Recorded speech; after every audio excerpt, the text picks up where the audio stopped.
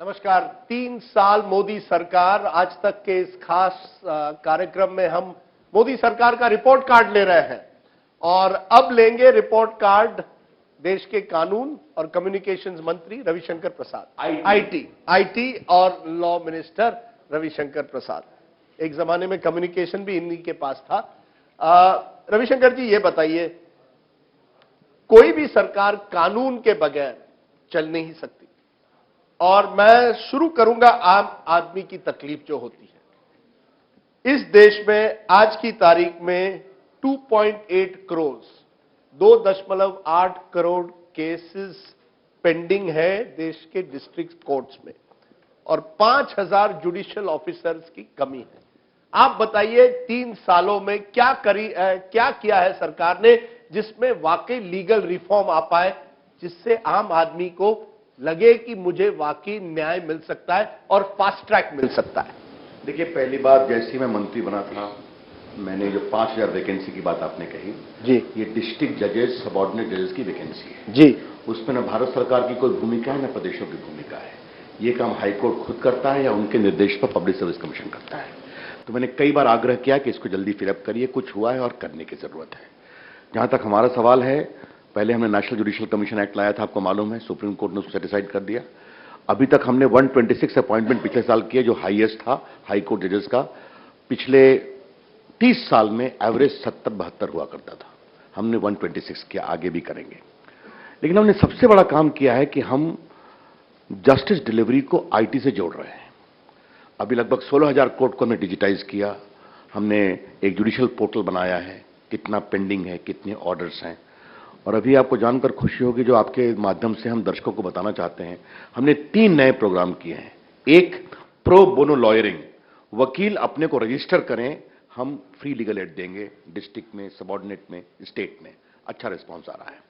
दूसरा, जो हमारे कॉमन सर्विस सेंटर आईटी की महिलाएं काम करती हैं, लोग काम करते, 2.5 लाख हैं, वहां पर एक हमने लीगल एड प्रमोटर की बात कही है और वो गरीबों को हेल्प करेगी, जहां नालसा के सिस्टम में वकीलों से कोऑर्डिनेट करेंगे।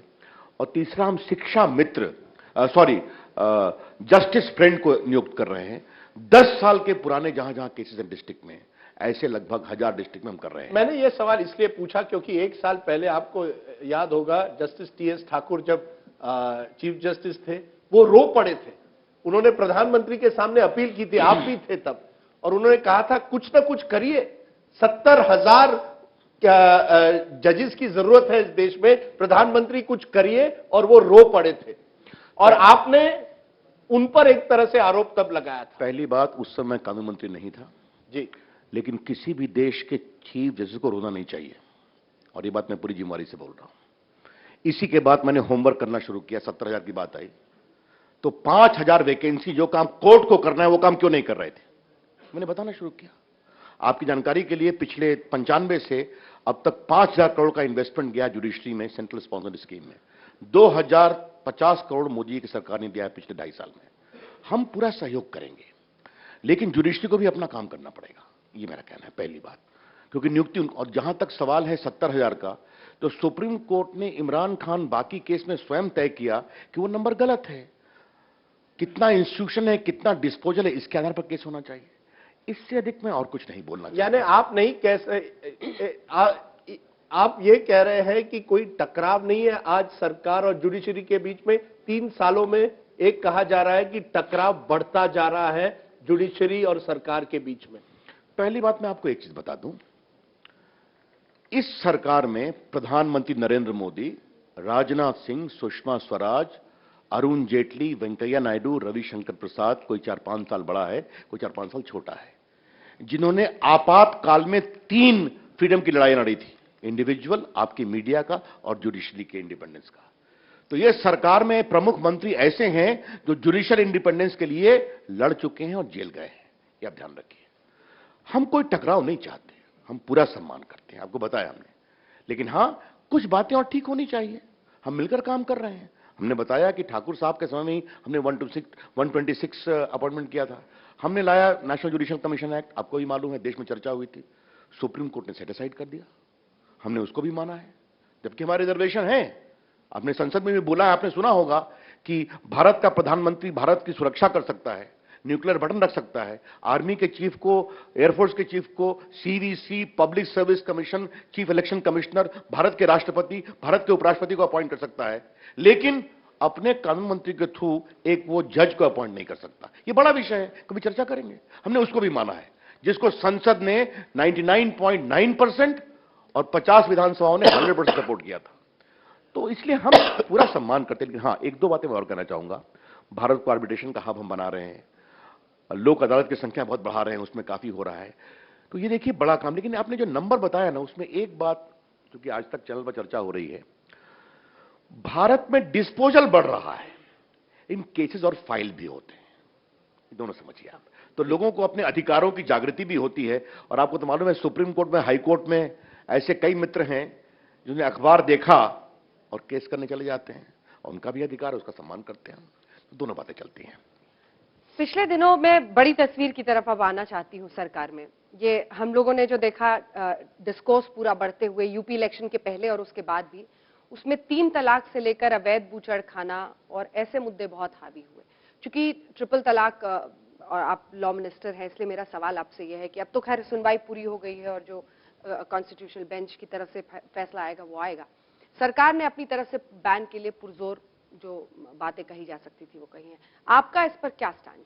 देखिए, पहले आप एक बात जान लीजिए, 3 तलाक को चैलेंज करते हुए भुक्तभोगी मुस्लिम महिलाएं सुप्रीम कोर्ट गई थी।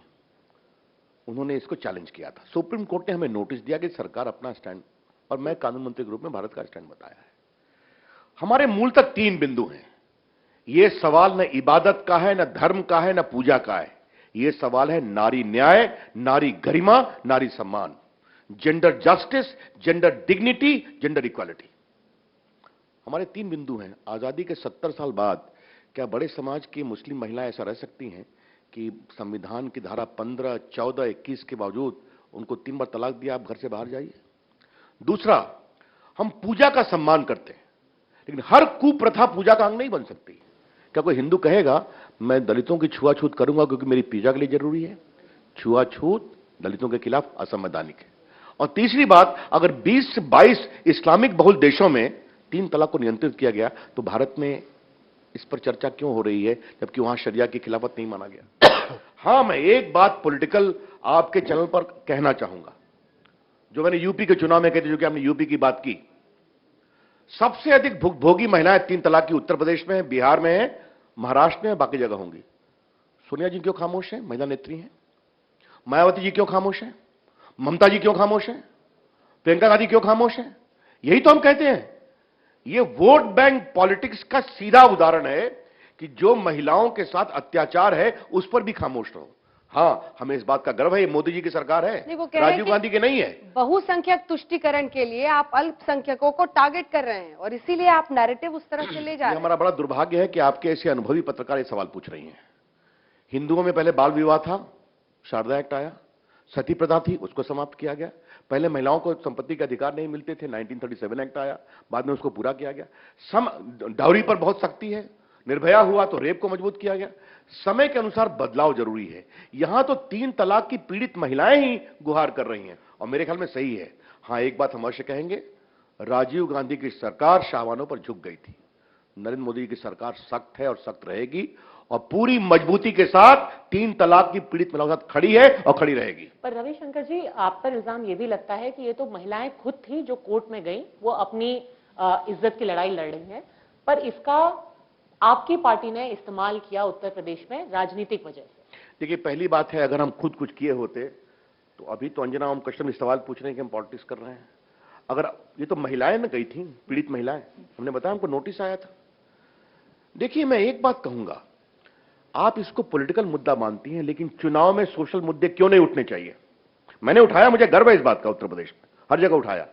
अगर बड़े समाज में उत्तर प्रदेश में सबसे अधिक 3 तलाक की पीड़ित महिलाएं हैं, तो ये राजनीतिक मुद्दा क्यों नहीं बनना चाहिए? बनना चाहिए। तो सिर्फ बूचड़खाना ही बनेगा क्या? और यही तो मैं कह रहा हूं कि ये मुद्दा इतनी बड़ी पीड़ा का था, लेकिन सारी महिला नेता खामोश रही। तो जो बार बार हम वोट बैंक पॉलिटिक्स की बात करते हैं, ये वोट बैंक की पॉलिटिक्स वहां चलती है। क्योंकि इसका मैं फॉलो अप सवाल पूछना चाहती हूं कि इतने साल तक हर पार्टी खामोश थी। सब जानते हैं कि 3 तलाक से महिला की जो अधिकार है उनका हनन होता है, किसी ने कुछ नहीं किया। पर जब इन महिलाओं ने खुद जाकर के कोर्ट का दरवाजा खटखटाया तो उस पर कैपिटलाइज करने की कोशिश की। नहीं, इस पर मैं आपसे डिफर करूंगा। इसलिए डिफर करूंगा कि ये सोचने का नजरिया है। कई बार कुछ चीजों को अपने स्तर से इवॉल्व होने दीजिए। जैसे मंदिरों में दर्शन की बात आई ना, ये होना भी चाहिए। महिलाओं ने कोशिश की, अच्छी बात है। तो भारत का समाज अगर आगे बढ़ रहा है बदलाव की तरफ, तो उसका सम्मान करना चाहिए। मैं देश के आईटी मंत्री के रूप में नारी शक्ति को बहुत प्रमोट कर रहा हूं, कभी चर्चा आप करेंगे तो बताऊंगा। तो ये एक सिस्टम की प्रक्रिया है। हां, मुझे इस बात का गर्व है कि पीड़ित महिलाओं को इस बात का एहसास हुआ कि नरेंद्र मोदी जी की सरकार में ही अपनी गुहार कोर्ट में लेके जाओ, क्योंकि ये सरकार हमारे साथ खड़ी होगी, राजीव गांधी की तरह झुकेगी नहीं। तो हमें इस बात का भी सम्मान करना चाहिए। क्योंकि कपिल सिब्बल जी का कहना था कि ये आस्था का मामला है। अगर मंदिर हिंदुओं के लिए आस्था का मामला है तो ये मुस्लिम समुदाय के लिए ये भी आस्था का मामला है। देखिए, सामान्यतः मैं भी एक पेशे से वकील हूं और मैं लॉ मिनिस्टर के रूप में किसी ऑनगोइंग प्रोसीडिंग पर कुछ नहीं बोलूंगा। लेकिन एक बात बहुत विनम्रता से कहना चाहूंगा, 3 तलाक ऐसे अभिशप्त परिवेश को वो राम की आस्था से तुलना कर रहे हैं। क्या कहने का मतलब है श्रीमान कपिल सिब्बल का? डिसग्रेसफुल है, शर्मनाक है। ये बात पूरी जिम्मेदारी से कहूंगा और मैं उनकी भर्त्सना करता हूं। एक मिनट, मुझे एक मिनट जवाब देने दीजिए। और ये बात मैं पूरी जिम्मेदारी से कह रहा हूं, इससे अलावा मैं कोई कमेंट नहीं करूंगा। राम मर्यादा पुरुषोत्तम राम की आस्था की तुलना वो 3 तलाक ऐसे एक अभिशाप से कर रहे हैं, ये बहुत दुर्भाग्यपूर्ण है। सर, मैं इसलिए पूछ रहा हूं क्योंकि अगर आपको 2014 का मैनिफेस्टो याद होगा कि जब भी बीजेपी ने अपना मैनिफेस्टो जनता के सामने रखा है तो राम मंदिर है कि हम बनाएंगे राम मंदिर।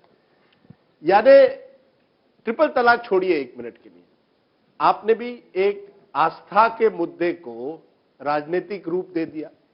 फिर आप कहते हैं कि वो कानून का मुद्दा है, अब आप कहते हैं लॉ विल डिसाइड। एक जमाने में कहते थे आप आस्था का मुद्दा है। मैं यही पूछना चाहता हूं कि ये 3 सालों में कहीं ना कहीं क्या बीजेपी को भी एक तरह से जागृति हुई है कि अब ये राम मंदिर की जो राजनीति है वो अब नहीं चलेगी, अब आपको विकास की राजनीति करनी पड़ेगी। छोड़िए आस्था, छोड़िए ये सब, अब हम एक लाइन पर आ गए हैं। अब आप ये बातें जनता के सामने ज्यादा करते नहीं है, क्या ये सही है? क्योंकि आप राम मंदिर के इशू में लॉयर भी रहे हैं। देखिए, पहले आप एक बात जान लीजिए, राम लल्ला के लॉयर थे आप। राम लला के आप एक बात, रविशंकर जी चारा घोटाले को उजागर करने वाले ही वकील थे, आपको मालूम है ना। देखिए, आप एक बात समझिए, बिल्कुल आपने सही कहा, हमारी सरकार की प्राथमिकता है सबका विकास सबका साथ, और हम कर रहे हैं। सुबह से आप देख रहे हैं क्या क्या विकास हुआ, आप चर्चा भी कर रहे हैं। आप करिए, हमसे पूछेंगे, मैं भी अपनी थोड़ी बातों को बताऊंगा। लेकिन राम जन्मभूमि पर अपनी प्रतिबद्धता को हमने कभी छुपाया नहीं। आपने कहा कानून की बात है, फैसला तो लखनऊ बेंच इलाहाबाद ने किया ना कि जहां रामलल्ला पैदा हुए वहीं हिंदू मानते हैं राम का जन्म हुआ। इसको कोर्ट ने देव के रूप में स्थापित किया है। और क्षमा करिए, इलाहाबाद हाईकोर्ट ने यह भी होल्ड किया है कि दूसरा पक्ष बाबरी मस्जिद के अस्तित्व को कानूनी रूप से प्रूव करने में असफल रहा। यह भी फैसला हुआ है। अब बाकी सुप्रीम कोर्ट में है। लेकिन राजदीप जी, आपको याद होगा उस समय आप भी मुझे फॉलो कर रहे थे, मैंने उस फैसले पर अपील किया था कि मुस्लिम पक्ष को जाने का अधिकार है सुप्रीम कोर्ट में। लेकिन उन्होंने कभी यह आपत्ति नहीं की कि राम हिंदुओं के ईश्वर हैं, अयोध्या पवित्र है। हमने कहा इसको स्वीकार कर लीजिए, लेकिन अब मामला कोर्ट में है तो होने दीजिए, वहां भी हम लोग जीतेंगे। ये मैं उस मामले के पूर्व वकील के रूप में कह रहा हूं। एक वो मामला है और एक सुप्रीम कोर्ट ने जो अभी साजिश के मामले में उमा भारती, लालकृष्ण आडवाणी और मुरली मनोहर जोशी पर कहा कि साजिश का मामला उन पर चलेगा। उमा भारती कहती है कि इसमें साजिश का क्या मामला है, जो भी था खुल्लम खुल्ला था। क्या ये सुप्रीम कोर्ट जिस गंभीरता से इस मामले को ले रहा है उसको पूरी तरह से नकार देना नहीं है पब्लिक वगैरह की, जो भी था खुल्लम खुल्ला था, और चाहे वो नारे तमाम लगे हो कि एक धक्का और दो। देखिए अंजना जी, आपके तरह अनुभवी पत्रकार को सुप्रीम कोर्ट के फैसले को अडवाणी जी और उमा जी का कन्विक्शन मानना, ये आभास देना ठीक नहीं है। इस बात को समझ लीजिए। मैं पहले अडवाणी जी का वकील भी रहा हूं सुप्रीम कोर्ट में, सब जानता हूं। सुप्रीम कोर्ट ने यही कहा है कि रायबरेली और वहां के केस साथ चलेंगे, अलग अलग नहीं चलेंगे, और कॉन्स्पिरेसी एंगल पर भी ट्रायल होगा। और भारत के संविधान में हर एक्यूज को अधिकार है, एक बलात्कारी और हत्यारे को भी, कि उसे निर्दोष माना जाए जब तक फैसला नहीं होता। तो आप ये जो निर्णय संकेत दे रही हैं आज तक के दर्शकों को कि उनका कन्विक्शन हो गया, ये ठीक नहीं है, पहली बात। दूसरी बात, मैं मानता हूं कि अडवाणी जी के खिलाफ कोई ऐसे सबूत नहीं है, बाकी के खिलाफ अब ट्रायल चलेगा, नहीं होगा तो होगा, लेकिन अब सुप्रीम कोर्ट ने उस प्रक्रिया से एक बात को माना है। लेकिन एक बात आप ये भी तो देखिए, आप हमारी सरकार ने कभी उस केस को विड्रॉ करने के लिए कुछ कहा क्या? अटल जी की सरकार भी आई, लालू जी तो कहते हैं निपटाने के लिए ऐसे वक्त पर कि राष्ट्रपति चुनाव के लिए सामने नाम आए। लालू जी की दिक्कत क्या है कि चारा घोटाले में खुद निपट गए हैं, सुप्रीम कोर्ट ने अभी कर दिया है, तो मैं उनकी परेशानी समझता हूं। और जिन्होंने अडवाणी जी को गिरफ्तार किया 90 में रथ यात्रा में, वो आज अडवाणी जी के प्रेमी हो गए हैं। सुप्रीम जी बैठे हैं, जरा उनसे पूछ लीजिए कि 90 में अडवाणी का वकील भी मैं ही था जब उनको गिरफ्तार किया गया था। तो चिंता मत करिए आप, लालू जी की परेशानी हम समझते हैं, उनको छोड़ दीजिए। सर, मैं वापस अपने सवाल पर जाना चाहती हूँ, क्योंकि आप भी बड़े अनुभवी मंत्री हैं, इसीलिए वापस मैं उस सवाल पर जाना चाहती हूँ। जो सवाल मेरा है वो ये है कि सुनवाई होगी कहा है सुप्रीम कोर्ट ने, मैं उसी पर सवाल पूछ रही हूँ। उसी पर खुले में ये कहना कि जो भी हुआ था खुल्लम खुल्ला हुआ था, क्या आपको नहीं लगता है कि ये बहुत ही इर्रिस्पॉन्सिबल स्टेटमेंट है? देखिए अब आप क्योंकि सीबीआई ने जो चार्जशीट दाखिल की है उसमें यही कहा है कि 5 दिसंबर को ये लोग साजिश रच रहे थे, ऐसे स्लोगन बोल रहे थे। एक मिनट, पहली बात कि उमा जी ने क्या कहा ना मैंने सुना है, ना मैं उस पर कोई टिप्पणी करूंगा। उमा जी एक जिम्मेदार मंत्री हैं, खुल्लम खुल्ला अगर आप कह रही हैं तो उन्होंने कहा कि इसमें साजिश क्या थी जो बताने की कोशिश कर रहे हैं, बाकी तो ट्रायल में ना होगा। लेकिन सुप्रीम कोर्ट ने किसी को ना कन्विक्ट किया है ना कोई टिप्पणी की है, इसलिए आप आज तक के फोरम को हमारे किसी नेता के खिलाफ कन्विक्शन का आधार मत बनाइए जजमेंट के खिलाफ। उनको भी पूरा अधिकार है एक फेयर ट्रायल का। सर आए एक बार फिर सरकार की उपलब्धियों पर और अच्छा लगा, वीकनेसेस पर। अभी आप रविशंकर वकील को ही हर जगह घुमा रहे थे। 1 साल या 1.5 साल पहले चर्चा चल रही थी और अब भी चलती है, आप पर एक आरोप, या आपके जो विरोधी थे आपको कहते थे कॉल ड्रॉप मिनिस्टर, और आज भी सर सच बताए तो कॉल ड्रॉप बहुत होते हैं। क्या प्रॉब्लम है? क्या आप मानते हैं कि ये कम्युनिकेशन जो रेवोल्यूशन है वो एक तरह से उस लेवल तक नहीं पहुंच पाया है जिस दिशा में आप चाहते हैं? देखिए पहली बात मैं आपको बता दूं कि वो विभाग मेरे पास 10 महीने से नहीं है। हाँ, लेकिन 3 साल में 2.5 साल आपके पास था। एक मिनट सुन लीजिए, लेकिन फिर भी आपने पूछा है हम इस देश के सिस्टम को कैसे मजबूत करें, इसका भी जवाब दूंगा। भारत में जब हमारी सरकार आई थी तो हम 2.5 लाख ग्राम पंचायतों को ऑप्टिकल फाइबर से जोड़ने की बात कर रहे हैं। जिस समय हमारी सरकार आई थी, मनमोहन सिंह की सरकार में 3 साल में 358 किलोमीटर लगा था ऑप्टिकल फाइबर, हमने 3 साल में लगाया है लगभग 2 लाख किलोमीटर। तो हमारी सरकार और उनकी कैसे काम करती है आपको हम बता रहे हैं। आज हमने कैसे काम किया, भारत में 108 करोड़ मोबाइल फोन है, 35 करोड़ स्मार्टफोन है, 114 करोड़ आधार कार्ड है। हमने आधार को जोड़ा, मोबाइल से गरीबों के अकाउंट से जोड़ा, और हमने 50,000 करोड़ रुपए बचाए हैं सब्सिडी में जो बिचौलिए खा जाया करते थे। बेटी पैदा नहीं हुई, बड़ी हो गई, विधवा हो गई, विधवा पेंशन लेती थी। और याद करिए, आपके बहुत चर्चित और प्रिय राजीव गांधी ने कहा था कि मैं दिल्ली से 1 रुपये भेजता हूं और गांव में 15 पैसे पहुंचते हैं। मोदी जी की सरकार में हम दिल्ली से 100 रुपये भेजते हैं, गरीब के अकाउंट में 100 रुपये पहुंचता है। यह मोदी जी की सरकार है। अब आपने जो बात कही ड्रॉप की, देखिए उसके कई कारण हैं और मैं साफ साफ बताना चाहता हूं। देश में इतना मोबाइल बढ़ा है तो आपको अधिक टावर की जरूरत होगी। मुझे याद है कि अब तक देश में लगभग 3 लाख से अधिक नए टावर लगे हैं हम लोग की सरकार में। टावर को लेकर लोगों को देखिए, मोबाइल आना है, आपका मोबाइल बजेगा तो टावर जरूरी है। टावर को लेकर लोग विरोध भी करते हैं कि इससे कैंसर हो जाएगा, उसका कोई आधार नहीं है। तो ये दोनों बातें करने की जरूरत है, मैं इतना ही कहूंगा। और सुधार की जरूरत है, नए मंत्री उसको काफी बढ़ा रहे हैं, हमने भी काफी बढ़ाया था। लेकिन मैं आपसे एक बात कहूंगा, अभी मैंने बताया गरीबों के अकाउंट में जा रहा है मोबाइल से पैसा, तो गरीब खुश है ना। आज भी आप जब अपने पत्रकार के लोगों से बात करते हैं तो गांव में वो घटना की तैयारी अपने मोबाइल फोन से करता है कि नहीं? अंजना ओम कश्यप को और पद्मजा को करता है। तो भारत में सुधार हुआ है। और देखिए पिछले 2 साल में हमने इस देश में इतना मोबाइल फोन ऐड किया है 2.5 साल में जितना इटली और फ्रांस की जनसंख्या है। तो इस स्केल पर हम काम करें। इस पे थोड़ा क्रेडिट आप यूपीए को देंगे या सब क्रेडिट आप ही लेंगे कि 2014 के बाद ही देश बदल गया? देखिए हमने 10 साल तो मुख्यमंत्री रहे, प्रधानमंत्री रहे।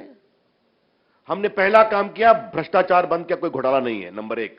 नंबर 2, जनता ने हमको इसलिए लाया कि वो ठीक काम नहीं कर रहे थे, तो ठीक काम करने के लिए हमको लाया और उनको 44 पे पहुंचा दिया। यूपी में सफाया कर दिया, उत्तराखंड में कर दिया। तो अब उनका काम है समझना कि क्या है। हम कांग्रेस पार्टी को सर्टिफिकेट देने के लिए नहीं बैठे हैं यहां पर, लेकिन इतना कहेंगे कि आज मोदी जी की सरकार में हमने भारत का मान बढ़ाया है, भारतीयों का मान बढ़ाया है। देखिए, मैं आपको एक बात, इस बात को मैं जवाब देना चाहूंगा, मोदी जी के काम करने का तरीका कैसा है। एक करीमुल हक है, जलपाईगुड़ी में टी गार्डन का मजदूर है, उसकी मां मर गई क्योंकि एम्बुलेंस नहीं आ पाया दूर पहाड़ी में। उसने जीवन का संकल्प लिया है कि मैं अपने मोटरसाइकिल से लोगों को बांध कर अस्पताल ले जाऊंगा। उसने 2000 लोगों की जान बचाई। एक दिन पीएमओ से फोन गया उसको कि आप ये हैं, आप ये काम करते हैं। उसने बताया, कल लीजिए प्रधानमंत्री बात करेंगे। पीएम ने उसको शुभकामना दी और कहा, हम आपको पद्मश्री दे रहे हैं आपके काम के लिए। हम ऐसे काम करते हैं, आम आदमी का सम्मान करते हैं, तो ये आम आदमी खुश है। इसलिए अब देखिए, अंजना जी और पद्मजा, राजदीप जी, 3 साल पूरे हो गए, अब 2 साल बचे हैं, फिर भी जनता में मोदी जी की साख, धमक, ईमानदारी और जनता का विश्वास अभी तक चल रहा है। तो ये हमारे काम का सर्टिफिकेट है। रविशंकर जी, आपने आधार की अभी बात की, कैसे आप लीकेजेस प्लग कर रहे हैं, पर आधार वही स्कीम है जिसको लेकर के विपक्ष में आपने बहुत सीरियस कंसर्न्स उठाए थे और अब उसी को आप अपनी एक बड़ी उपलब्धि के तौर पे पेश कर रहे हैं। वो जो सारे कंसर्न्स हैं प्रिवेसी के, वो अभी भी एग्जिस्ट करते हैं। आपने बहुत सही कहा। मैं पहली बात तो ये कहना चाहूंगा कि हमने उसको ठीक किया। मनमोहन सिंह सरकार ने कानून नहीं बनाया था, हमने आधार का एक्ट लाया और हमने आधार में और सिस्टम को ठीक किया। आपने अच्छा किया। आज मैं चाहता हूं थोड़ा सा आपके चैनल पर आधार देखिए, ये है मेरा आधार कार्ड। इसमें सिर्फ मेरा नाम है, मैं पुरुष हूं, मेरी डेट ऑफ बर्थ है और मेरे पटना का एड्रेस है। न मेरे माता पिता का नाम है, न मेरे संप्रदाय का नाम है, न मेरी शैक्षणिक योग्यता है, न मेरी इनकम जो प्रोफाइल होते हैं। और हमने कानून को इतना, हाँ, ये बायोमेट्रिक्स और फिंगरप्रिंट है और बिल्कुल सेफ एंड सिक्योर है। और हमने इसको ऐसा बनाया, 114 करोड़ लोग आधार पर हैं। मतलब अगर आप नया आधार फाइल करती हैं तो 5 से 10 सेकंड में सिस्टम बताता है कि पद्मजा जी पहले से आधार पर हैं, कि उनका फिंगरप्रिंट ये सिक्योर है। तो ये हमने किया है और हम इतना कहना चाहेंगे, बिल्कुल सेफ है, सिक्योर है। और फिर मैं कहूंगा, गरीब को कोई परेशानी तो नहीं है, वो तो बहुत खुश है। मैं बिहार से आता हूं, बिहार में और खास करके यूपी में पहले हुआ करता था कि मनरेगा का पेमेंट, जिस गांव में कोई मजदूर नहीं है वहां सबसे अधिक मनरेगा का पेमेंट हुआ करता था, क्योंकि मुखिया जी कट लिया करते थे। आज वो सीधा अकाउंट में जा रहा है तो लोग खुश हैं। तो टेक्नोलॉजी से हम बदलाव कर रहे हैं गरीबों का, ये एक बहुत बड़ी बात मैं आपसे कहना चाहूंगा। एक परसेप्शन बन रहा है सरकार का कि कोई भी अगर सरकार के खिलाफ बोले तो उसको तुरंत देशद्रोही बोल दिया जाता है या उसको टारगेट किया जाता है। सही है? देखिए, सबसे अधिक देशद्रोही बोला गया था हम लोग को इमरजेंसी के समय, याद है ना आपको? Indira is India and India is Indira, याद है आपको? हमारे लोकनायक जयप्रकाश को भी क्या क्या कहा गया था। और देखिए, जो आप आलोचना की बात करती हैं अंजना जी, सबसे अधिक तो आलोचना हमारे प्रधानमंत्री मोदी जी की हुई है। 12 साल दुनिया में उनके खिलाफ कैंपेन चला, दर्जनों केस किए गए, सुप्रीम कोर्ट में उनका वकील रहा हूं, झूठे आरोप, एसआईटी ने 9 केस में उनको इन्वेस्टिगेट किया, 18 घंटे इंट्रोगेट किया, फिर भी पाया कुछ नहीं है। फिर बाकी खोला गया, फिर बाकी केस खोला गया। इसलिए क्षमा करिए, ये तो आप मत कहिए। जैसे हमसे हमारे अध्यक्ष जी को तंग किया गया कि मैं आज, चूंकि केस खत्म हो गया है, मैं डे 1 से एक वकील के रूप में कहा इसमें कोई बेसिस नहीं है। तो इसलिए ये जो आप लोग कहते हैं लोगों को प्रताड़ित किया जा रहा है, हमारे मोदी जी ने जिस दिन सरकार बनी क्या कहा, हमारी सरकार सबके लिए काम करेगी, सबका साथ सबका विकास की बात करेगी। और मुझे मालूम है दिल्ली में ऐसे बहुत झोले वाले थे जिनका एकमात्र काम था मोदी जी को टारगेट करो भारत में और दुनिया में। हमने कहा कि कोई कार्रवाई की उनके खिलाफ, जो गलती थी वो कार्रवाई होगी। लेकिन आपसे मैं एक बात कहूंगा, कुछ लोग भ्रष्टाचार करेंगे, शेल कंपनी कला करके दिल्ली में मकान, ब्रिजवासन में मकान, सैनिक फार्म में मकान, बड़े बड़े मॉल्स बनाएंगे और एक के पिताजी बड़े मंत्री रहेंगे तो सारा कमीशन उन्हीं के पास जाएगा चीजों को सेट करने के लिए। तो कार्रवाई नहीं होगी क्या? बिल्कुल होनी चाहिए। 3 साल से हमारी सरकार तो है। आपने 3 बार आज जिक्र किया सबका साथ सबका विकास। कहीं ना कहीं क्या आपको लगता है अभी भी एक समुदाय है जो अभी तक पूरी तरह से विश्वास नहीं कर पाता कि वाकई सबका साथ सबका विकास की सरकार है, और वो है मुसलमान। आप जितने भी वोट इलेक्शन देखिए, उत्तर प्रदेश में भी केवल 3% हमारे पोस्ट पोल में दिखाई दिया, 3% मुसलमानों ने बीजेपी को वोट दिया है। आदिवासी भी आजकल बीजेपी को वोट दे रहे हैं, दलित दे रहा है, लेकिन मुसलमान नहीं दे रहा है। क्या ये आपके लिए चिंता का विषय है? क्या आप मानते हैं कि आज की तारीख में भी आप मुसलमान को पूरी तरह से विश्वास नहीं दे पाए कि वाकई उनको वही सिटीजन राइट्स होंगे जो दूसरों को मिलते हैं? देखिए, मैं आज तक पर स्पष्ट करना चाहता हूं, ये देश जितना हिंदुओं का है उतना मुसलमानों का है, और ये भारत सरकार का एक वरिष्ठ मंत्री आपसे बोल रहा है। उतना क्रिश्चियंस का है, उतना आदिवासियों का, उतना दलितों का है, सबका है। ये सच्चाई है जो आपने बात बताई। लेकिन हमारा काम क्या है? ईमानदारी से सबका साथ, सबका विकास की बात कही। जो मैंने करीमुल हक की बात कही, कभी हमने पूछने की जरूरत की कि वो हिंदू है मुसलमान है? एक अच्छा काम कर रहा है। ये हमारे इमरान खान जो आईटी के काम करते हैं अलवर के छोटे शहर में, पीएम ने लंदन में उसकी तारीफ की। देखिए, एक बात को समझने की कोशिश करिए, हमारी सरकार, हम सभी, आज कभी आप देखिए हमने कॉमन सर्विस सेंटर बनाया है। मैंने जान के कहा कि दलित महिलाओं को ट्रेन करो, बोधगया में ट्रेनिंग हुई। आज ये बिहार की बजंती देवी, वो अलवर की एक आदिवासी महिला, ये सब देश को बदलने का काम कर रहे हैं। हमने उनकी जाति देखते हैं, न उपासना देखते हैं। नहीं सर, ये बड़ी अच्छी बात है, लेकिन उसके साथ साथ सहारनपुर, अलवर, अनेक अनेक घटनाएं होती है।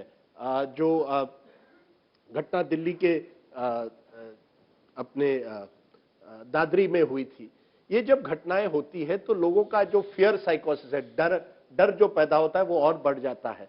रियासी में हुआ था, जम्मू में कुछ हफ्तों पहले, गौ रक्षक के जो विजिलेंटे जिसे कहा जाता है, क्या आपको लगता है उसकी वजह से एक सरकार की एक छवि बन गई है, या एक हिंदुत्व की राजनीति की वजह से एक छवि बन गई है कि जो भी आप अच्छा काम करें उसके बावजूद लोगों को लगता है कि इस सरकार में ऐसे तत्व भी हैं? साध्वी ज्योति निरंजन आपकी जो सहयोगी है, जो भाषा वो प्रयोग करती है, उसके बाद लोगों को लगता है ये सरकार कहती कुछ है लेकिन जमीनी हकीकत। देखिए, मैं आपको एक बात बताना चाहूंगा। आपने चूंकि गौ रक्षक की बात की, मोदी जी का एक स्टेटमेंट है कि अगर लोगों पर हमला करना है तो मेरे ऊपर हमला करो। याद होगा आपको, उनका एक पब्लिक स्टेटमेंट है, और उन्होंने साफ कहा कि जो गौ रक्षक ऐसा काम कर रहे हैं वो गलत है, कार्रवाई होनी चाहिए, गौ की सेवा होनी चाहिए। हम बिल्कुल प्रामाणिकता से कहते हैं। आज के यहाँ चर्चा हुई होगी, वो विषय मेरे लिए नहीं है, लेकिन हम सब गौ का पूरा सम्मान करते हैं, सम्मान होना भी चाहिए। और अगर कोई इस तरह से कानून अपने हाथ में लेता है, तो योगी जी ने भी कहा है, बाकी लोगों ने भी कहा है। देखिए, एक हमारे यहाँ समस्या है, और जो आपने कहा लोगों को परेशानी है, तो लोग बीजेपी को समझते हैं, मोदी जी को समझते हैं, इसीलिए हम इतना जीतते भी हैं, क्योंकि लोग, और 425 में 403 में 325 सीट देना, ये इतिहास है, समझ गए आप। 70 में 57 जीतना उत्तराखंड में प्रभारी रहा हूं, इतिहास है। देखिए, मुझे एक चिंता होती है, कुछ लोग को मोदी जी नहीं सुहाते, समझ गए। समस्या ये है, ये व्यक्ति एक गरीब परिवार में पैदा होकर प्रधानमंत्री बन गया, अच्छा काम कर रहा है, तो हम ईमानदारी से सबको बताने की कोशिश करेंगे, सबका साथ लेके चलेंगे और हर संप्रदाय के लोगों का सम्मान करेंगे। लेकिन अगर कुछ लोग जाग कर सोने का स्वांग करते हैं तो हम क्या कर सकते हैं? उनको मोदी जी अच्छे नहीं लगते तो नहीं लगते, उनको हम नमस्ते करते हैं, अपनी ओर से यही कहेंगे, भैया आपके लिए भी हम कुछ करते रहेंगे, चिंता मत करिए। लेकिन अगर ऐसे लोग मोदी जी के भ्रष्टाचार के खिलाफ कार्रवाई पर भी नाक भौं सिकोड़ेंगे, मैं आपसे एक बात कहता हूं, अभी एक लेफ्टिनेंट फैयाज मारा गया कश्मीर में, जी, उमर फैयाज, 23 साल का बहादुर हिंदुस्तानी कश्मीरी, ये जो बार बार ह्यूमन राइट्स की बात करना, दिल्ली में रोज चिल्लाते हैं हमारे खिलाफ, एक शब्द बोला उन्होंने? जो नक्सलवाद मारते हैं तो कुछ नहीं बोलते, और उनके खिलाफ कार्रवाई होती है तो तुरंत में चिल्लाने लगते हैं आपके टीवी चैनल पर, एक ने कुछ नहीं कहा। ऐसे लोग भी हैं, तो ऐसे लोगों की हम परवाह नहीं करते, क्षमा करिए आप। हां, अगर किसी को ईमानदारी से लगता है कि ये नहीं होना चाहिए, कैसे हुआ, हम हमेशा तैयार हैं उनको समझाने के लिए और उनकी बात, सलाह को मानने के लिए। और हमें लगता है कि कभी कभी हम राजनीति की बात भी मान लेते हैं, है ना? ऐसा कि नहीं है? चलिए, मैं आजकल कहा जा रहा है कि मोदी जी को कौन पसंद करे ना करे, लेकिन बीजेपी को नीतीश कुमार अच्छे लगने लगे हैं बिहार में। कितना सच है? अंजना जी, आज सारे टेढ़े सवाल आप ही पूछ रहे हैं। देखिए, ऐसा है, नीतीश जी हमें छोड़कर नहीं गए, हमने नीतीश जी को नहीं छोड़ा, वो हमें छोड़कर चले गए। ये पहले आप फैक्ट को समझ लीजिए। 2013 में आपको याद है, अब ठीक है, लालू जी के साथ है, सुशासन बाबू की जबान बंद है, रोज बरोज नए नए घोटाले सामने आ रहे हैं, एविडेंस के साथ आ रहे हैं, तो हम उसकी मजबूरी समझते हैं। लेकिन नीतीश जी हमको भाए नहीं भाए, वो तो अटल जी की सरकार से हमारे साथ थे, अभी कोई प्रोग्राम नहीं है। लेकिन नीतीश जी को लालू जी कितना भा रहे हैं, ये सवाल तो आपको उनसे पूछना पड़ेगा ना, मुझसे नहीं। तो ये दरवाजा हमेशा खुला रहेगा? देखिए, दरवाजा खुलने बंद होने का सवाल नहीं है। अभी वो हमसे बहुत दूर हैं। उन्होंने प्रधानमंत्री की आलोचना की थी, पूरी कहानी मालूम है। राजदीप जी और अंजना जी को मालूम है, बिहार की लंबी कहानी है। ये बात निकलेगी तो बहुत दूर तक जाएगी। लेकिन नीतीश जी को हमने सब कुछ कह करके 7 साल हमारे साथ काम किया था, अटल जी की सरकार में मंत्री थे, अच्छा काम किया था, मिलकर काफी बिहार को बदला था, उनकी सुशासन बाबू की छवि भी बनी थी। अब लालू जी के साथ घोटालों और उनके परिवार की अपार घोटालों की परंपरा के साथ सुशासन बाबू कितने स्वस्थ महसूस कर रहे हैं, ये सवाल आप उनसे करिए, हमसे नहीं। जिस तरह से आप बात कर रहे हैं, लगता है कि सर 2019 का चुनाव तो एक तरह से आप जीत ही गए। क्या आपको कहीं डर है कि एक महागठबंधन आपके खिलाफ बन जाए और वो जो मोदी विरोधी ताकतें हैं सब एकजुट हो जाए, जिसमें नीतीश जी भी हो सकते हैं?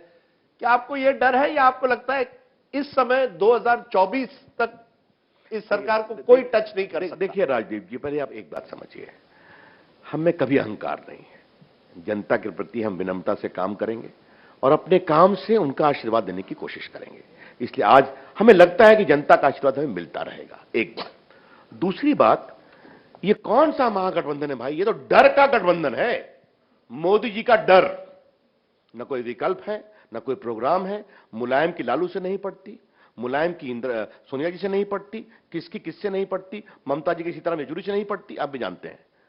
लेकिन एक बात जान लीजिए, आज ये 2017 का हिंदुस्तान है, 1996-98 का हिंदुस्तान नहीं है। आज का हिंदुस्तान अधिक आश्वस्त है, आशा विकास से भरा हुआ है। इसलिए अब इस डर के और स्वार्थ के गठबंधन से, अब बताइए, सोनिया गांधी एक समय कांग्रेस बड़ी पार्टी थी, कभी ये बुलाओ कभी वो बुलाओ, ये उनका अधिकार है, लेकिन देश आगे निकल गया है। We'll take a few questions in English. We have with us the Minister for Law and Justice, Electronics and IT, Mr. Ravi Shankar Prasad. Sir, my first question to you is that the judiciary in this country actually faces a backlog of cases, and that's the biggest concern for this country as of now. You've taken a few steps so that the vacancies can be filled up, but the larger issue remains the same. The backlog is just not visibly seeming to be getting cleared off in the coming years also. Do you have a roadmap? Do you have a blueprint? How will you go about it? Yes, surely. First of all, Supreme Court backlog has come down. In the high courts have come down. In the district court it is risen. You are right. What we have done, first is the infusion of technology, whereby we have made about 16,000 courts of India e-enabled. We have come a judicial data grid. Today all the judicial order are on record. Rate of disposal is on record. And we are doing a very proactive measure in terms of involvement of technology for legal address to the poor people at the pre-litigation stage, in terms of common service center having a proper legal para-volunteers, which we are going to inaugurate in the pilot in Jammu and Kashmir, Northeast, Bihar and UP, and then extend. The Nyaya Mitra, which we are coming about. The pro bono lawyering, lawyer can register for that. And also Lok Adalat is rising. And we are giving the infrastructure support. But Anjana, you must remember one thing. It is the job of the judiciary to fill up the vacancy of district courts, where the government of India or the state government has no power. And secondly, judiciary also has the power to initiate the process of appointment for the High Court and Supreme Court. We had come with an alternative appointment procedure, you know it, the National Judicial Commission, which they have set aside. We have reservations on the reasoning of the judgment, but we have accepted that. But last year we have made 126 appointment of High Court judges, the highest ever in the country. Because since 1989, average 72 to 75 judges are being appointed per year. And we have made 126, Supreme Court, transfers, and we'll expedite it. That's how we work with the center, the Supreme Court and the government. Ever since the NJAC, has this government shared a very uneasy relationship and at times confrontational relationship with the judiciary? We don't believe in confrontation. We have the highest regard for the independence of judiciary. And Padmaja, you need to know, this government is headed by the Prime Minister, Rajnath Ji, Sushma Swaraj, Arun Jaitley, Venkaiah Naidu, Ravi Shankar Prasad and many others who have fought in the emergency for 3 freedoms. One, individual freedom. Second, press freedom. And third, independence of judiciary.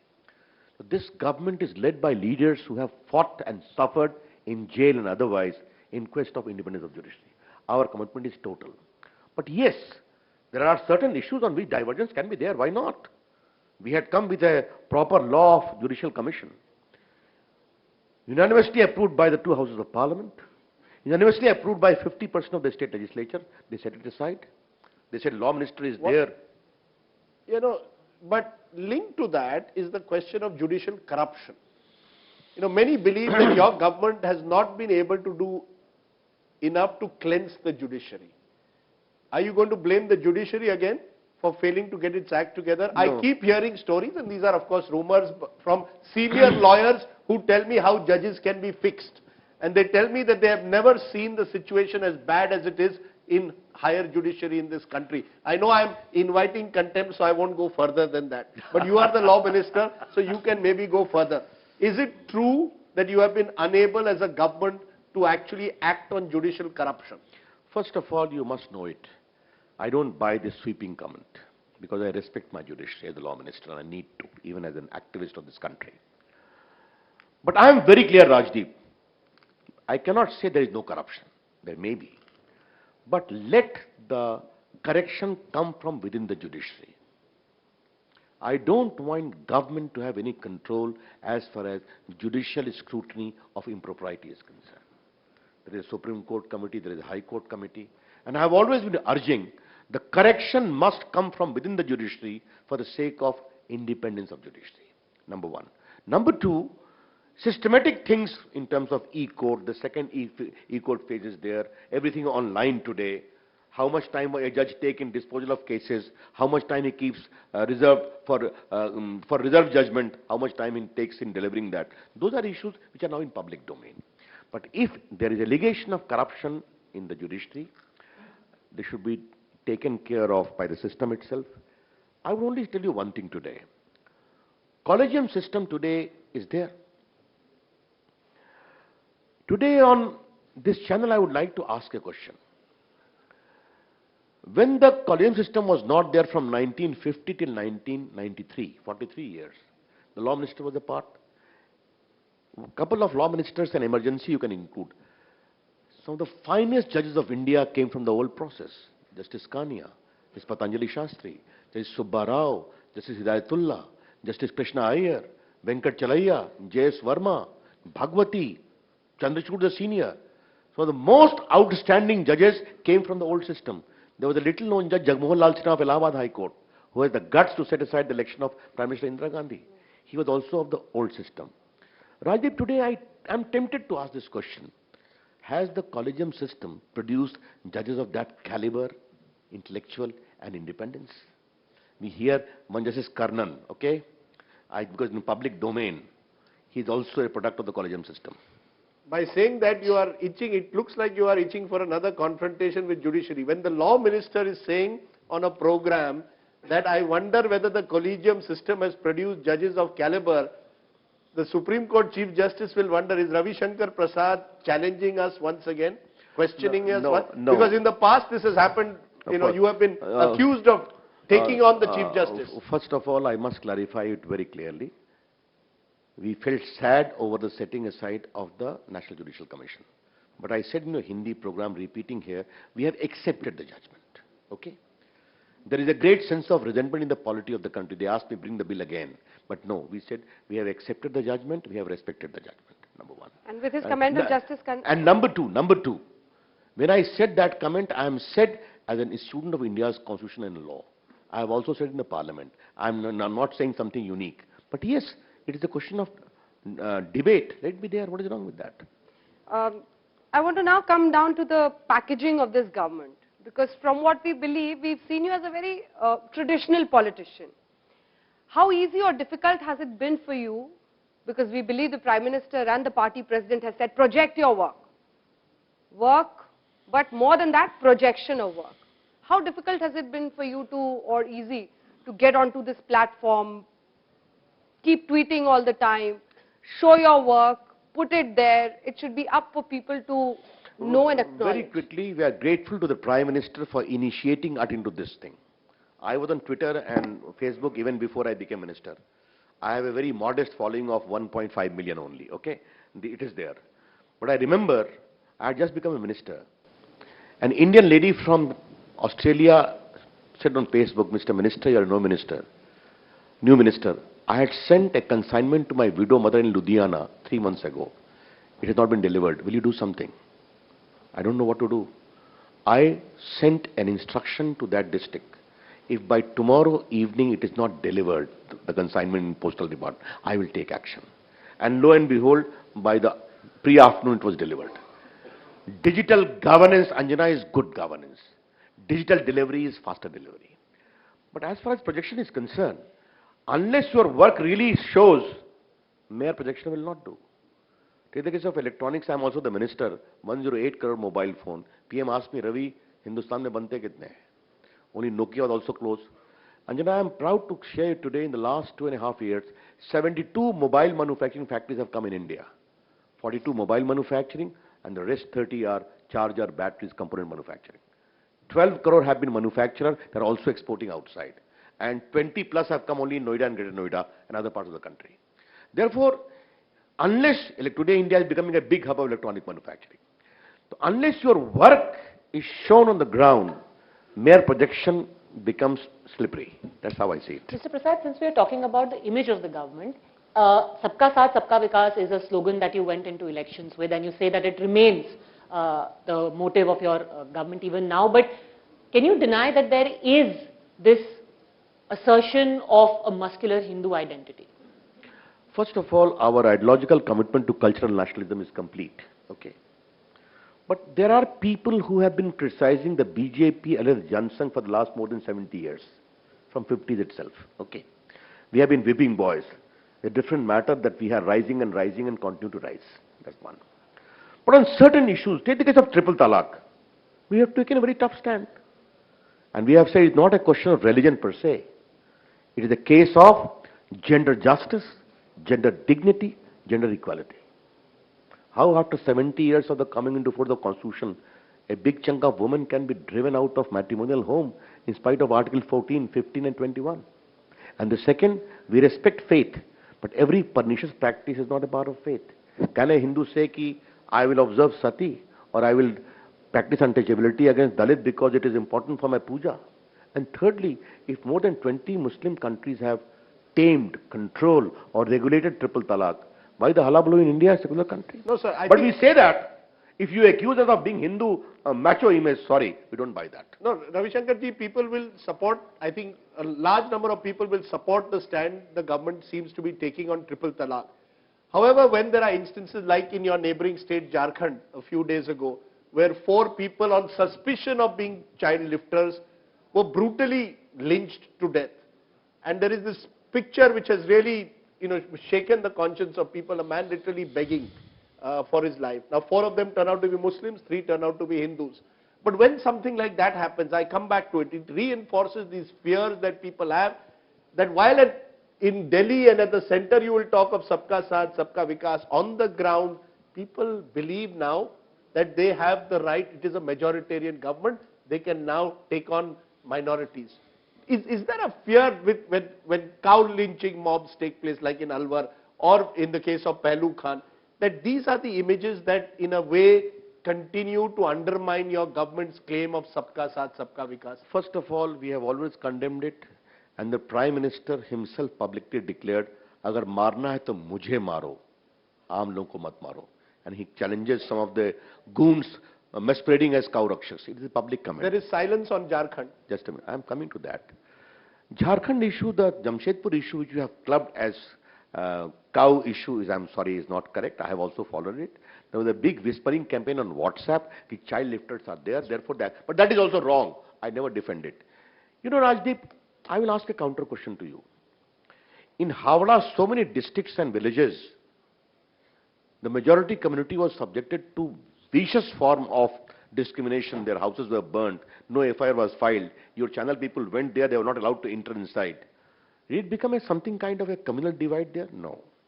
Therefore, this mindset against my party, I am not here to condone at all. What is wrong is wrong. Action must be taken and should be taken, and the party always ensure it is, because we genuinely believe in Sabka Saath, Sabka Vikas. But this kind of almost a patent double standards in highlighting one particular issue and completely glossing over others. The way the RSS workers are being brutally killed in Kerala, what is happening? Have you ever said it is a rank communal issue? CPIM workers have also been killed over the years. Both, No, I think we should condemn any form of political If you go to violence. Kannur, I for have the last so many years, 300 RSS workers have been killed. Sorry, Rajdeep. Statistics show that virtually equal number of CPIM and I RSS respectfully workers have been differ. I have visited that area. Okay. We can differ. This is not about that. Yes. But taking on the point that Anjana said, sir, about event, this is also an event in a way. पहली बार sir आप Hindi film के बड़े शौकीन हैं. Remember in the olden days, Silver Jubilee used to be celebrated. Then Golden Jubilee would be celebrated more. Government, I don't recall, any government would celebrate even 5, 10, 15 years. I was not born when governments lasted so many years. But this is a government which celebrates 1 year, 2 years, 3 years, probably next year 4. And then if you have it, and hopefully for you, you will celebrate 5 with a victory. What is the pressure to celebrate? I remember L.K. Advani once said this, sir. This is that Narendra Modi is a great event manager. He is an impresario. Is that true, that event management is an important part of governance today? I think Rajdeep Sardesai knows Narendra Modi a lot for the last more than 14, 15 He's an years. old friend of mine, sir. A very old friend, yeah, undoubtedly. Very, very old friend. You see, the point is this. It is not... And I respect him. It is not an event management, Rajdeep Sardesai. You remember when the PM took oath from the 15th August 2014 at the ramparts of Red Fort, he said, I will give an account of my government every year. And he says, remain digitally connected and also remain physically connected. The physical supplement, the digital and digital. We go to the small towns, 7, I have to go. We explain the people what we have done. We get the feedback from there. So it is a kind of a physical connect with the people of India, what we have done and what is required to be done.